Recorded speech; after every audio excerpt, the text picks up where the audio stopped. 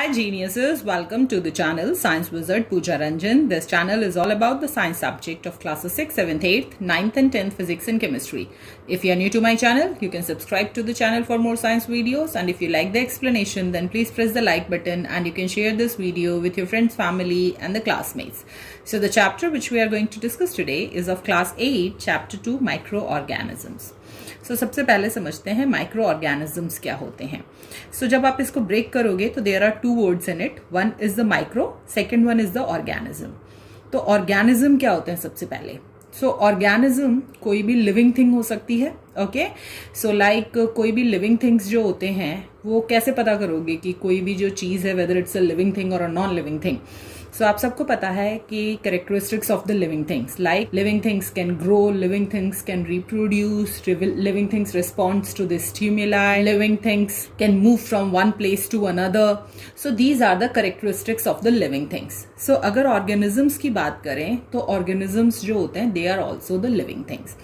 Okay, so basically जो organisms होते हैं आप अपने चारों तरफ देखोगे या आप खुद भी एक ऑर्गेनिज्म हो. ठीक है, फिर अपने चारों तरफ देखोगे तो बहुत सारे एनिमल्स, बहुत सारे बर्ड्स आपको नजर आते हैं. They are all organism. Why? Because they all can breathe, okay, they all can reproduce, they all can move from one place to another, they all respond to the stimuli, so that's why they are all organisms. But अब आप चारों तरफ देखोगे, अपने आप को देखोगे तो इन सारे ऑर्गेनिजम्स को आप नेकेड आई से देख सकते हो. नेकेड आई का मतलब आपकी जो आंखें हैं उनसे आप देख सकते हो. ठीक है, आपको किसी इंस्ट्रूमेंट की जरूरत नहीं पड़ती है उनको देखने के लिए. बट अगर देखा जाए तो क्या हमारे चारों तरफ जो हमें चीज़ें दिखती हैं सिर्फ वही प्रेजेंट होती हैं? नहीं. ठीक है, ऐसे बहुत सारे ऑर्गेनिजम्स हैं जो आपके चारों तरफ प्रेजेंट हैं बट आपको नेकेड आई से नहीं दिखते हैं. Why? Because they are micro. Micro मतलब they are very very small in size. That's why you can't see them through the naked eye. So ऐसे ऑर्गेनिजम्स जिनको कि नेकेड आई से नहीं देखा जा सकता, ऐसे ऑर्गेनिजम्स को ही हम माइक्रो ऑर्गेनिजम्स कहते हैं. ये भी जैसे बाकी के ऑर्गेनिजम्स आपके चारों तरफ रह रहे हैं, इन द सेम वे जो माइक्रो ऑर्गेनिजम्स जो होते हैं वो भी आपके चारों तरफ रहते हैं. जैसे कहाँ कहाँ मिल सकते हैं आपको? वाटर में मिल सकते हैं, सॉइल में मिल सकते हैं, आप पोलर रीजन में चले जाओ, बर्फ में भी मिल सकते हैं. आपके बॉडी के अंदर भी बहुत सारे माइक्रो ऑर्गेनिजम्स प्रेजेंट होते हैं. अब ये हम कैसे पता करें कि सही में हमारे चारों तरफ माइक्रो ऑर्गेनिजम्स हैं? So for that you just need a microscope and few of the samples. So सबसे पहले आपको क्या करना है, एक ड्रॉप पॉन्ड वाटर लेना है और उस पॉन्ड वाटर को आपको ग्लास स्लाइड लेनी है. ग्लास स्लाइड पे उसका एक ड्रॉप डालना है और उसको आपको देखना है अंडर द माइक्रोस्कोप. सो जब आप उसको माइक्रोस्कोप में देखोगे तो आपको उसमें बहुत सारे छोटे छोटे वन सेल्ड माइक्रो ऑर्गेनिजम्स दिखेंगे. वन सेल्ड माइक्रो ऑर्गेनिजम्स मतलब वो माइक्रो ऑर्गेनिज्म जो कि सिर्फ एक ही सेल से बना होता है. अब जैसे आप अगर अपने बारे में बात करोगे तो आप भी एक ऑर्गेनिज्म हो और आपकी बॉडी में बहुत सारे डिफरेंट टाइप्स ऑफ सेल्स हैं, है ना. ब्रेन के सेल्स हैं, मसल्स के सेल्स हैं, ब्लड के सेल्स हैं, नर्व सेल्स हैं. बट ऐसा बहुत सारे माइक्रो ऑर्गेनिजम्स के संग नहीं होता. बहुत सारे माइक्रो ऑर्गेनिजम्स जो होते हैं उनमें केवल एक ही सेल होता है और वो एक ही सेल सारे फंक्शंस जो होते हैं, जो जरूरी होते हैं जिंदा रहने के लिए, वो परफॉर्म करता है. सो जब आप पॉन्ड वाटर में देखोगे तो वहां पे आपको बहुत सारे सिंगल सेल्ड माइक्रो ऑर्गेनिजम्स दिख जाएंगे जो कि फ्लोट कर रहे होते हैं. Now the next, in order to see, तो पानी में तो माइक्रो ऑर्गेनिज्म होते हैं, हमें पता चल गया. Now next you have to take the sample of the soil. Moist soil लेनी है. अब यहाँ पे the moist soil is very important. Moist soil का मतलब हल्की गीली मिट्टी. क्यों? क्योंकि जो सूखी मिट्टी होती है ना वहां पे माइक्रो ऑर्गेनिज्म जिंदा नहीं रह सकते. क्यों? मैं आगे एक्सप्लेन करूंगी. थोड़ी सी गीली मिट्टी को बीकर में डालना है, उसमें थोड़ा सा पानी डालना है, उसको अच्छे से मिक्स करना है, थोड़ी देर वेट करो क्योंकि जो मिट्टी होती है वो पानी में सॉल्युबल नहीं होती है, तो सारी की सारी मिट्टी जो है वो नीचे जाके सेटल हो जाएगी. और उसके बाद ऊपर पानी जो है उसमें से आपको एक ड्रॉप वाटर लेना है और उसको ऑब्जर्व करना है अंडर द माइक्रोस्कोप. सो जो भी माइक्रो ऑर्गेनिजम्स आपके सॉइल में प्रेजेंट होंगे वो वाटर में फ्लोट कर रहे होंगे. सो जब आप उस वाटर को ऑब्जर्व करोगे अंडर द माइक्रोस्कोप, सो वहां पे भी आपको माइक्रो ऑर्गेनिजम्स दिख जाएंगे अंडर द माइक्रोस्कोप. तो सॉइल में भी होते हैं। नेक्स्ट आपको क्या करना है कि आपको स्क्रैप करना है आपका टूथ, आपके जो दांत है ना उसको थोड़ा सा स्क्रैप करो विथ अ टूथ पिक और उसको भी माइक्रोस्कोप के अंडर में देखो। सो वहां पे भी आपको बहुत ही छोटे रॉड लाइक ऑर्गेनिजम्स दिख जाएंगे। ठीक है, सो जैसे ये शेप है ना, this shape is rod like, तो इस ढंग के। सो अब ये तो आपको पता ही है ना, दांत सड़ जाते हैं। तो कभी सोचा है दांत कैसे सड़ जाते हैं? जनरली वो कहा जाता है कि दांत में कीड़ा लग गया, दांत में कीड़ा लग गया। सो व्हाट इज दैट कीड़ा? That is actually the micro organism जो कि आपके टूथ को डिके करता है। सो इस एक्टिविटी से हमें पता चलता है कि जो टाइनी ऑर्गेनिजम्स हैं वो पानी में भी मिलते हैं, सॉइल में भी मिलते हैं, इवन हमारी बॉडी में भी मिलते हैं। और ये इतने छोटे होते हैं कि इनको आप नेकेड आई से नहीं देख सकते। That's why they are called the micro organisms और माइक्रोब्स। ऑर्गेनिजम्स होते हैं जो बहुत छोटे होते हैं, जिनको कि सिर्फ और सिर्फ माइक्रोस्कोप से देखा जा सकता है, उन्हीं को माइक्रो ऑर्गेनिजम्स और माइक्रोब्स कहते हैं। ये माइक्रो ऑर्गेनिजम्स जो होते हैं इनका बहुत ही ग्रेट इम्पैक्ट होता है on the human lifes. Okay, मतलब कि ये नुकसान भी पहुंचा सकते हैं और ये माइक्रो ऑर्गेनिजम्स बहुत ज़्यादा फायदेमंद भी होते हैं हमारे लिए। एक माइक्रो ऑर्गेनिज्म जो है जिसको हम अभी सब फेस कर रहे हैं in this pandemic, which is called the virus, corona virus, that is also a micro organism. Okay, so वो आप देख सकते हैं कि कितना डेडली होता है। बट इन द सेम वे जो माइक्रो ऑर्गेनिजम्स जो होते हैं वो आपके लिए बेनिफिशियल भी होते हैं। आप सब कर्ड खाते हो ना, कर्ड कैसे बनता है? माइक्रो ऑर्गेनिज्म के द्वारा ही बनता है। Okay, and that is good for your gut health. So they can be both helpful also and can be even dangerous also for your health. Even आपका खाना जो सड़ जाता है उसको कौन सड़ा रहा है? Micro organism. और यही जो स्टडी होता है माइक्रो ऑर्गेनिज्म का, इसको माइक्रोबायोलॉजी कहा जाता है। और जो स्टूडेंट्स इस माइक्रो ऑर्गेनिज्म को पढ़ते हैं उन्हीं को माइक्रोबायोलॉजिस्ट कहा जाता है। तो जो वैक्सीन बना रहे हैं ना, they are all the microbiologist. Where are the microbes found? So micro organisms जो होते हैं वो बहुत हार्ड होते हैं और टफ होते हैं। वो किसी भी एनवायरनमेंट में आपको मिल जाएंगे। ठीक है, इवन जो बहुत गर्म जगह होती है जैसे कि डेजर्ट, जहाँ पे जो टेम्परेचर है it's more than 50 degree Celsius, वहाँ पे भी आपको मिल जाएंगे। और पोलर रीजन्स में जाओगे जहाँ पे जो टेम्परेचर होता है वो माइनस में होता है, -30 डिग्री सेल्सियस, -40 डिग्री सेल्सियस, वहाँ पे भी ये आपको मिल जाएंगे। कुछ माइक्रोब्स जो होते हैं वो रहते हैं in the cracks of the sea floor. तो सी फ्लोर पे जाओगे तो वहाँ पे जो क्रैक्स होते हैं उसके अंदर भी वो माइक्रो ऑर्गेनिजम्स प्रेजेंट होते हैं। इवन माइक्रो ऑर्गेनिजम्स जो होते हैं वो इतने हार्ड होते हैं कि जो वॉल्केनिक इरप्शन होता है, मतलब वो जो लावा निकलता है ना, सोचो वो कितना ज़्यादा गर्म होता है और कितना हाई टेम्परेचर होता है, वहाँ पे भी वो एग्जिस्ट कर सकते हैं। माइक्रो ऑर्गेनिज्म जो होते हैं वो फाउंड होते हैं into the salt water. Okay, नमक वाले पानी में, मार्शी लैंड में। मार्शी लैंड का मतलब जो दलदली भूमि होती है, मतलब कि वहाँ पर मिट्टी के साथ साथ पानी भी होता है, जैसा मैंने आपको बताया अभी। Even inside your body also. अब माइक्रो ऑर्गेनिज्म जो हैं वो इतने हाई टेम्परेचर और इतने लो टेम्परेचर में भी कैसे एग्जिस्ट कर पाते हैं? सो ऐसा इसलिए होता है क्योंकि वो अपने चारों तरफ एक हार्ड कवरिंग फॉर्म करते हैं। ओके, जिसको कि सिस्ट कहा जाता है।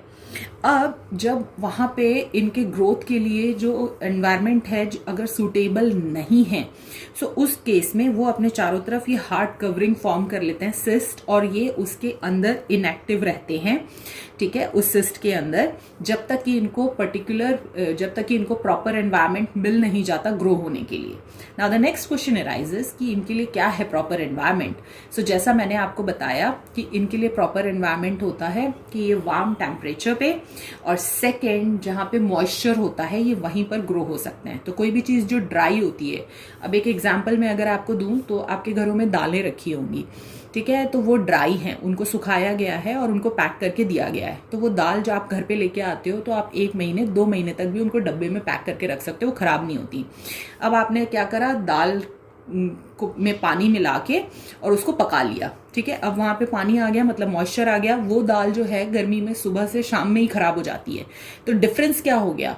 डिफरेंस ये हो गया कि वहां पे मॉइस्चर आ गया, टेम्परेचर तो अभी भी उतना ही है आपके रूम का, सो दिस इज वाई जो एक पर्टिकुलर एनवायरनमेंट की जरूरत होती है माइक्रो ऑर्गेनिजम्स को ग्रो होने के लिए, अगर वो एनवायरनमेंट मिलता है तो वो ग्रो होते हैं वहां पे, और अगर नहीं मिलता है तो अपने चारों तरफ वो हार्ड कवरिंग बना के रखते हैं जिसको सिस्ट कहते हैं, और उसके अंदर वो इनएक्टिव रहते हैं। इसीलिए वो हाई टेम्परेचर और लो टेम्परेचर पे भी एग्जिस्ट कर सकते हैं easily. Now if we talk about the different types of micro organisms, तो बेसिकली 5 ग्रुप होते हैं माइक्रो ऑर्गेनिजम्स के। First one is the bacteria, ये प्लूरल होते हैं, सिंगुलर में बोलोगे तो बैक्टीरियम कहते हैं। Algae, singular is alga. Protozoa, singular is protozoan, singular मतलब एक। Fungi, singular is fungus. Viruses, singular is virus. Okay, जैसा मैंने अभी बताया corona is also a virus. सो सबसे पहले बैक्टीरिया के बारे में पढ़ते हैं। तो पहली चीज बैक्टीरिया के बारे में आपको याद रखनी है कि ये बहुत ही सिंपल होते हैं। व्हाई? क्योंकि ये यूनिसेल्यूलर लिविंग ऑर्गेनिजम्स होते हैं, मतलब कि ये सिर्फ एक ही सेल से बने होते हैं। इनके पूरे बॉडी में एक ही सेल होता है और वही सेल सारे फंक्शन परफॉर्म करता है, ब्रीदिंग से लेकर, डाइजेशन से लेकर, एक्सक्रीशन से लेकर, हर चीज, रिप्रोडक्शन, सब कुछ। ओके, ये सब जगह पाए जा सकते हैं, हवा में, पानी में, सॉइल में, और बहुत सारे ऑर्गेनिजम्स की बॉडी में भी, इंक्लूडिंग ह्यूमन बीइंग्स, हमको भी मिला के ये हमारे बॉडी में भी पाए जाते हैं।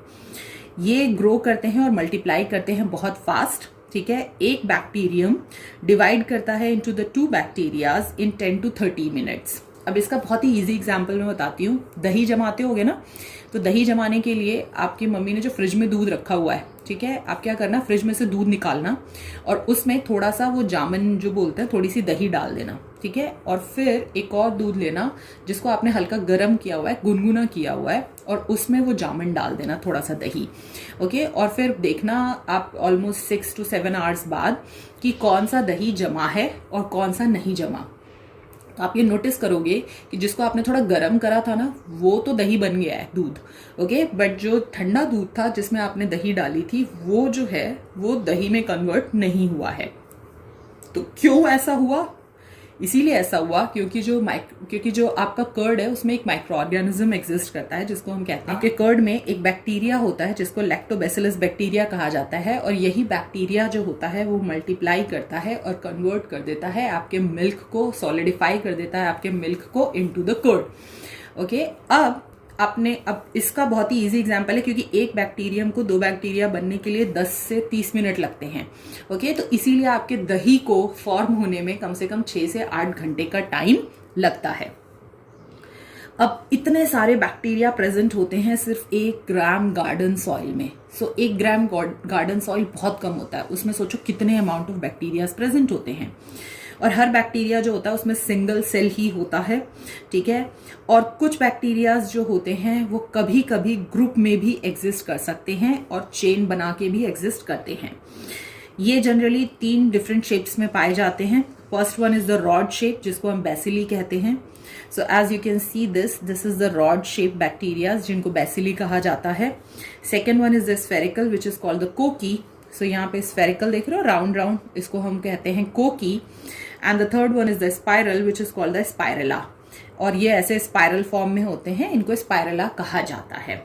सो ये है about the bacteria. So bacteria के बारे में सबसे इंपॉर्टेंट चीज याद ये रखनी है कि ये सिंगल सेल्ड माइक्रो ऑर्गेनिजम्स होते हैं। Next if we talk about the algae, algae को हिंदी में काई भी कहते हैं। ठीक है, तो कभी आपने नोटिस किया होगा कहीं पर जब बहुत लंबे टाइम तक पानी जमा रहता है ना, तो वहां पे ऐसा ग्रीन कलर का ऐसा कुछ तो भी जम जाता है, उसी को हम एल्गी कहते हैं, काई। सो एल्गी जो होता है बेसिकली वो प्लांट लाइक ऑर्गेनिज्म होता है। ठीक है, वो प्लांट के जैसा बिहेव करता है, बट यहाँ पर अब प्लांट्स जो होते हैं उनके पास रूट्स होते हैं, स्टेम्स होते हैं, बट एल्गी के पास ऐसा कुछ भी नहीं होता। दे डोंट हैव रूट्स और स्टेम्स और लीव्स। ओके, बट ये प्लांट लाइक ऑर्गेनिज्म क्यों बोल रहे हैं इसको? क्योंकि इसके पास क्लोरोफिल प्रेजेंट होता है, और जो प्लांट्स होते हैं उनके पास सेल वॉल भी होता है। सो इसीलिए, क्योंकि जो एनिमल्स होते हैं ना, एनिमल्स के पास सेल वॉल नहीं होते हैं, उनके पास सिर्फ सेल मेम्ब्रेन होती है। सो क्योंकि एल्गी के पास सेल वॉल होता है like a plants, and they have a chlorophyll also like the plants do, green plants have chlorophyll, that's why we are calling them as a plant like a organism, but इनके पास roots और stems नहीं होते हैं। और क्योंकि algae के पास chlorophyll होता है, क्योंकि वो ग्रीन होते हैं, that's why they can prepare their own food by the process of photosynthesis. तो वो किसी और पे डिपेंडेंट नहीं होते हैं, मतलब किसी और लिविंग ऑर्गेनिज्म की बॉडी से न्यूट्रिशन सक नहीं करते हैं। जितने भी एल्गी होते हैं वो जनरली पानी में ही पाए जाते हैं, या तो पॉन्ड में या लेक में या सी वाटर में। कुछ एल्गी जो हैं वो आपको स्नो में भी मिल जाएंगे, जैसा मैंने बताया था ये हर टेम्परेचर पे एग्जिस्ट कर सकते हैं। और कुछ जो हैं वो हॉट स्प्रिंग्स में भी मिल जाएंगे, तो बहुत ठंडी जगह है वहां पे भी एग्जिस्ट कर सकते हैं, बहुत गर्म जगह है वहां पे भी एग्जिस्ट कर सकते हैं। इवन ये मॉइस्ट सॉइल जो होता है उस पर भी ग्रो हो जाते हैं, ठीक है। And bark of a trees, even the rock surface, तो पत्थर के ऊपर जब बारिश होती रहती है और पानी जम जाता है तो आपने देखा होगा कितनी बार वहां पे भी काई जम जाती है, एल्गी जम जाती है, एल्गी फॉर्म हो जाती है। So, ये जो ग्रीन ग्रोथ आप देखते हैं ऑफन इन द वाटर और in the surface of a wet rock, इसी को हम एल्गी कहते हैं। If we talk about the protozoa, so like the bacteria, protozoa जो होते हैं they are also the unicellular organism. Okay, so जैसे बैक्टीरिया यूनिसेल्यूलर होता है, प्रोटोजोआ भी यूनिसेल्यूलर ऑर्गेनिज्म ही होते हैं। बट एल्गी में हमने क्या देखा था, दे कैन बी यूनिसेल्यूलर और मल्टीसेल्यूलर बोथ। ओके, मल्टीसेल्यूलर मतलब कि एक से ज्यादा सेल से बनते हैं। एंड इनका जो होता है वो एनिमल लाइक कैरेक्टरिस्टिक होता है। अब एनिमल लाइक कैरेक्टरिस्टिक क्यों बोल रहे हैं, क्योंकि जैसे एनिमल्स एक जगह से दूसरी जगह मूव कर सकते हैं, in the same way they can also move from one place to another. ठीक है, ये कैप्चर करते हैं, ईट करते हैं फूड को। ओके, और कुछ प्रोटोजोआ जो होते हैं वो फ्रेश इवन सॉल्ट वाटर में भी रह सकते हैं, और कुछ जो होते हैं वो आपको सॉइल में भी मिल जाएंगे। ये जो होते हैं वो बेसिकली पैरासाइट्स होते हैं। Why? Because they can't prepare their own food, so इनको अपने फूड के लिए दूसरे लिविंग ऑर्गेनिज्म पे डिपेंडेंट होना होता है, जो कि अपना फूड खुद प्रिपेयर करते हैं। सो इसीलिए some are the parasites that lives in the body of the other organisms including the human beings. Okay, so कुछ जो प्रोटोजोआ होते हैं वो ह्यूमन बींग्स की बॉडी के अलावा बहुत सारे ऑर्गेनिजम्स में भी पाए जाते हैं। लाइक अमीबा, आप सबने पढ़ा हुआ है कि अमीबा जो होता है वो अपना कांस्टेंट शेप चेंज कर सकता है। Paramecium, these are the examples of the protozoas, okay, which are the unicellular microorganisms and they are the parasites, that's why they take their nutrition from other organisms. So बताया था ना, capture कर लेते हैं। So as you can see, जो amoeba है उसके पास फॉल्स फीट होते हैं, and with the help of these false feet ये अपने फूड को कैप्चर करता है और फिर उसके बाद अंदर डाइजेशन प्रोसेस अकर करता है और एसिमिलेशन एंड देन एक्सक्रीशन के लिए वापस ये अपने फॉल्स फीट एक्सटेंड करता है और उसके बाद वो एक्सक्रीट कर देता है बाहर। Next, if we talk about the fungis, so fungi जो होते हैं they are also plant like organisms. Okay, जैसे सबसे इजी एग्जाम्पल अगर मैं दूं तो मशरूम, तो मशरूम जब हम देखते हैं तो हमें क्या लगता है, प्लांट है। ओके, बट ये जो ऑर्गेनिजम्स होते हैं they are plant like organisms. Okay, because ये सॉइल में ग्रो होते हैं। Okay, and but like the algae they don't have a chlorophyll. okay, so ये अपना खाना खुद नहीं बना सकते हैं, and that's why मशरूम जो होता है आपने देखा होगा वो ग्रीन कलर का नहीं होता है। okay, it is of white color. And like the algae they can also be the unicellular and multicellular organisms. like yeast एक example है unicellular organism का, and the bread molds जो होते हैं वो example है multicellular organism के। so आप क्या करो, इस in order to see the bread molds, आप bread लेना, उस पर थोड़े पानी के छींटे डालना, और ठीक है, और उसको क्या करना है, एक प्लेट में रख के और किचन में आप छोड़ देना ऐसे ही 1-2 दिन के लिए। so उसके आप ऊपर आप देखोगे कि वहां पे ग्रीन कलर का कुछ डिपॉजिट हो गया आपके ब्रेड पे, that is called the bread mould. Okay, which is called the fungi and they are the multicellular organisms. Mushroom जो होता है एक्चुअली ये इतना बड़ा मल्टीसेल्युलर ऑर्गेनिज्म होता है which you can C with the naked I also. So this is very important, कौन सी unicellular है फंगी, कौन सा मल्टीसेल्युलर फंगी है, और कौन सा ऐसा फंगी है जो कि इतना बड़ा होता है which you can see through the naked eye. Generally जो माइक्रो ऑर्गेनिजम्स होते हैं like fungi, they are very small, you can't see through the naked eye, but mushroom is the only fungi which you can see through the naked eye. Fungi क्योंकि अपना खाना खुद नहीं बना सकते, they don't have a chlorophyll like other plants, so इसीलिए ये parasites होते हैं. ओके, दे सक there nutrition from other organisms, या फिर ये सेप्रोफाइट्स भी हो सकते हैं. अब सेप्रोफाइट्स क्या होते हैं? सेप्रोफाइट्स वो ऑर्गेनिजम्स होते हैं जो कि फीड करते हैं on the waste and dead plants और एनिमल्स.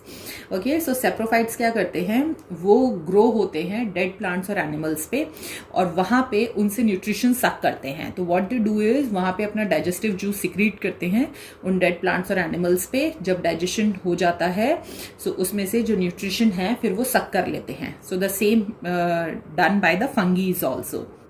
दो fungis are present everywhere from desert to the cold region. Okay, so जैसा मैंने बताया माइक्रो ऑर्गेनिजम्स हर जगह पाए जा सकते हैं, ठंडी से ठंडी और गर्म से गर्म जगह. बट जनरली जो फंगी होते हैं वो बेस्ट ग्रो होते हैं जहाँ पे डार्क होता है, वार्म होता है, हल्की गर्मी होती है और मॉइस्ट प्लेस होता है, मतलब उनको पानी की भी जरूरत होती है ग्रो होने के लिए. So this is it about this video. अगर आपको कोई भी डाउट है about this topic so you can ask me in the comment section. We will meet in the next video. Bye bye.